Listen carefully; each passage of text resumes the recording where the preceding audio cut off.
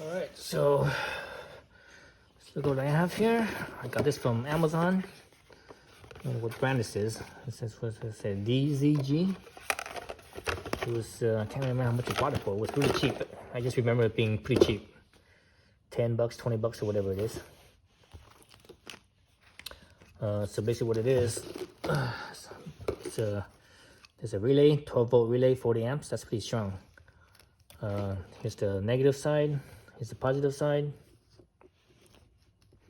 This is very thin, so this 40 amp is kind of misleading. You know, the relay itself is 40 amps, but the wire here, this ain't carrying no 40 amps, no silvery bob.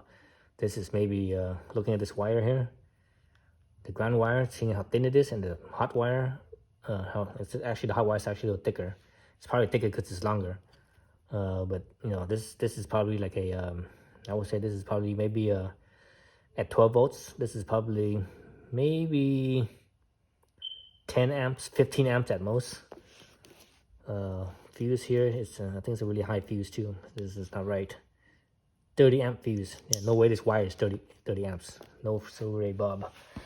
So that's what you get when you buy cheap Chinese made stuff. So let's look at the rest of the wire here. So you got two sides. Well, this side's thick, this side's thin. Let's look at the thin side first. So what's the thin side here? Nope, thin side here leads to this connector here, which leads to this. It's a switch. You know, it shows as an emergency switch, but it's just a switch. And so that was the thin side. Right, that's the thin side. Jesus, this thing's tangled up. Alright, so let's follow the thick side. Thick side. Oh, now it leads to a positive and negative. And it splits right here. And the other side is positive and negative. So basically, that's a switch, two positive, two negative. So basically this, and with a relay on it as well.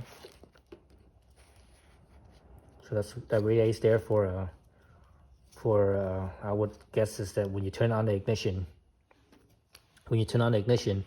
because it's only a positive and negative right here. When you turn on the ignition, because so that means the side is always hot, the fuse side is always hot, the side is obviously the ground. When you turn on the ignition, no,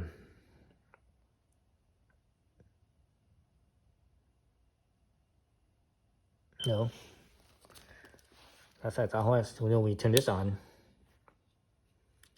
If you turn this switch on, then the light should be on, but you wouldn't need a relay if the switch is on unless you turn on the ignition, but that doesn't make sense because this has to always be hot. There's supposed to be another wire, another hot wire. Or maybe somehow this is built in. I don't know. I need to figure this out. That doesn't make sense to me. Let's look at the diagram here. Switch, positive, negative. There's a fuse. Yeah, so the lights. Yeah, everything's right. But that doesn't make sense. Why there's a relay here for? The relay usually means something. There should be another positive cable feeding here. Oh, you know what? And that would be the switch then. So it's always positive here, and there's no power. Basically, there's no power going to these things. Even though this is always hot, there's no power coming to these lines here, or these two lines here. Not until you turn this on. And when this turns on here, because this is basically just a switch then. It's a switch for the relay. So the relay connects the positive, you know, in here. So all of a sudden what comes out becomes positive.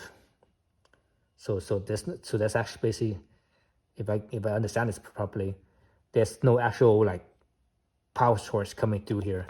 So these two positive cables here, on, you know, so the power's coming in here, right? Power's coming in here, goes into the relay, and from the relay it goes into here. So this right here, the switch, has nothing to do with the power source here. So with the power that's coming from here, it's not the same as power is here. So power goes in, and so that means this switch right here, because there's a positive side and a negative side, hot side and positive side, negative side. There's two sides. That means this switch, one side is always hot.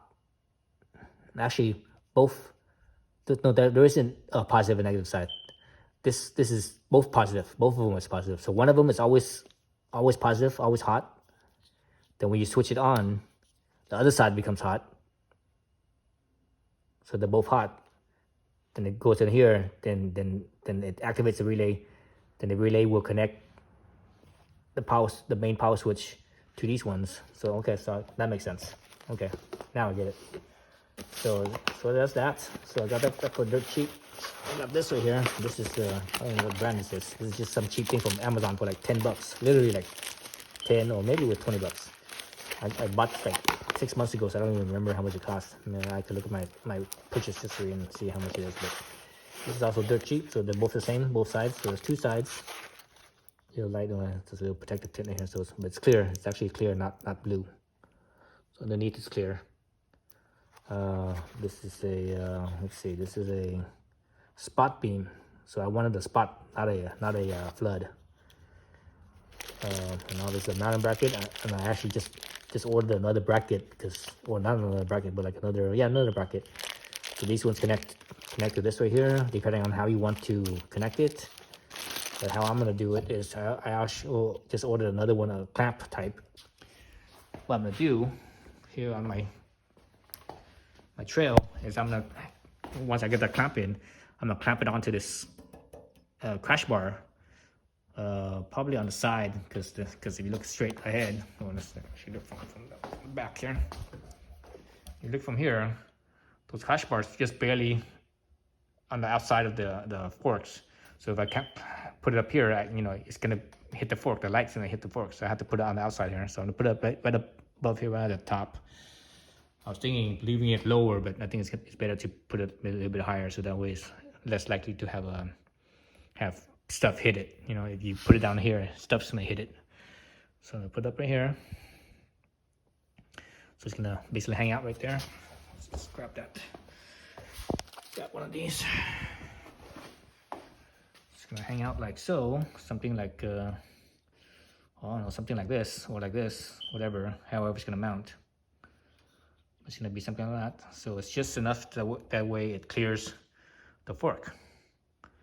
And I'm actually not gonna have it pointing straight forward. I'm actually gonna have it pointing slightly at an angle. And the reason why I want that is straight out. The headlights are taking care of that, but slightly at an angle. So when I'm riding, so I could get a sort of a wider beam, but while still all three of them, because the headlight is also a spotlight, not a floodlight. So I sort of get a wider fan spotlight beam. But this should also help with riding in the twisties at night, because when you counter steer, you're counter steering and the headlights, because it's part of the fork, right? Part of the suspension. So when you counter steer, let's say I'm gonna steer right, or excuse me, let's say I'm gonna turn right. So when you turn right, you gotta push you push on the right handlebar, so the headlight will actually aim left. So now, and you're turning right though, and now you have a bigger blind spot on your right side. So that's one of the reasons I got these things. I originally I had thought about putting these on my Super Cub, but I'm like, oh, there's really no place to put it on the Super Cub, and I just sold my Super Cub, so on the trail it's gonna go, and since I'm gonna use this for traveling, hopefully for traveling, for some adventure riding, so I want a little bit more light at night if I'm caught in the dark. I'd rather not be riding at night, especially in the dirt. But sometimes you gotta do what you gotta do, right? So so that's that.